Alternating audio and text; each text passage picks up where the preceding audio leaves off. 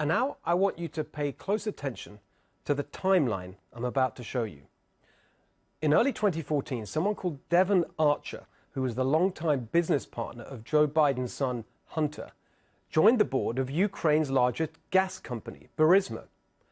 On April the 16th, 2014, Archer had a private meeting with Vice President Biden at the White House late into the night, according to White House records.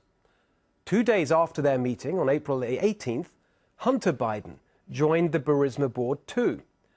And 3 days after that, on April the 21st, Biden went to Ukraine with a promise of over $1 billion of U.S. taxpayer aid to the Ukrainian gas industry.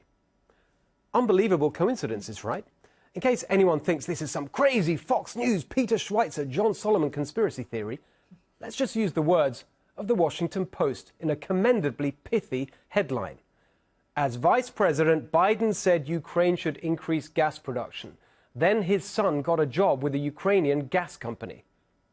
Of all the companies in all the countries in the world, Biden's son joined the board of the one company that would most benefit from his father's offer of billions of dollars of U.S. taxpayer cash in the one country where his dad was acting like some kind of imperial consul whose word was basically law. Just a coincidence. And there's no conflict of interest because... I've never spoken to my son about his overseas business dealings. Really? That's not what he says. In an interview with The New Yorker, Hunter Biden says he did tell his father about his work with Burisma. And Joe replied, "I hope you know what you are doing."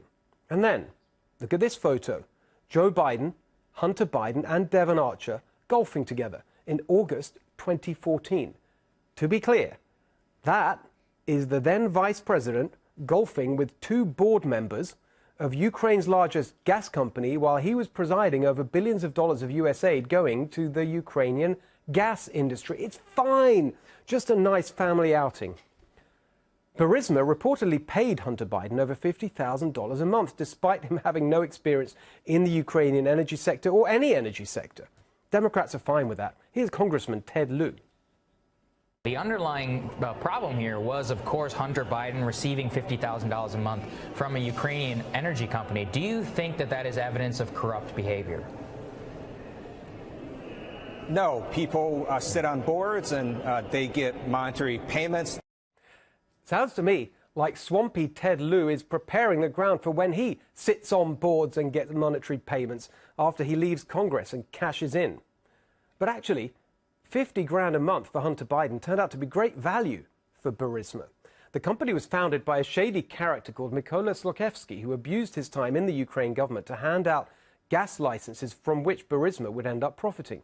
By 2015, Zlochevsky found himself under investigation for abuse of power, embezzlement and other charges. He may even have faced justice if it weren't for Hunter Biden's Burisma board seat, signaling to Ukrainian prosecutors that Zlochevsky had the backing of the American vice president who was calling the shots in Ukraine. Incredibly, Zlochevsky got off scot-free. But Hunter Biden's connections still had more to offer. Remember Devon Archer, Hunter Biden's business partner, also on the Burisma board? He had previously been the top fundraiser for, drumroll, John Kerry, who was Secretary of State at this time. Soon after Devon Archer and Hunter Biden joined the Burisma board, the company channeled $90,000 to a lobbying firm called ML Strategies, which was headed by, guess who? David Leiter, John Kerry's former chief of staff. Leiter personally lobbied in Washington on Burisma's behalf. That's handy because then Secretary of State John Kerry himself had visited Ukraine with promises of U.S. aid and assistance. Also handy, connections with Democrat senators. Around that time, David Leiter gave close to $60,000 to Democrats, including Senators Jeanne Shaheen and Ed Markey. So, it's 90 grand from Hunter Biden's gas company to David Leiter, and then 60 grand from David Leiter to Democrat members of Congress. Neat. Those bribes, political contributions, really did the business for Burisma. Senators Markey and Shaheen, along with two other senators, wrote to President Obama in June 2014 asking that more US aid be directed towards Ukraine's energy industry, saying, quote, "We should leverage the full resources and expertise of the US government to assist Ukraine in improving its energy efficiency, increasing its domestic production and reforming its energy markets." And look at that. Between 2014 and 2016, the United States provided $3 billion in tax dollar-backed loan guarantees to Ukraine. Now, could we just go back to that letter signed by Senator Ed Markey? What's that line in there? Increasing its domestic production. Production of what? Wind power? Solar? Burning household waste? No, they're talking about increasing gas production. Ed Markey was the Senate sponsor of the Green New Deal. He wants to shut down American gas production. And yet he personally intervened with the Obama administration for billions of dollars of taxpayer money to boost Ukraine's gas production. What possible explanation is there other than the bribe paid to Senator Markey by John Kerry's former chief of staff, who was the lobbyist for Hunter Biden's Ukraine gas company? How is this not the scandal that everyone is talking about? I'll tell you how. When celebrities or big businesses get in hot water, they hire agencies known as crisis PR. Today, the establishment in Washington has corruption PR. Introducing Tapper, Todd and Wallace. Are you a politician who's taken bribes from foreign countries in exchange for policy favors? Let us take care of it with our unmatched expertise in denial, dissembling and distraction. As President Trump continues to rail against, as far as the evidence shows, baseless claims of corruption.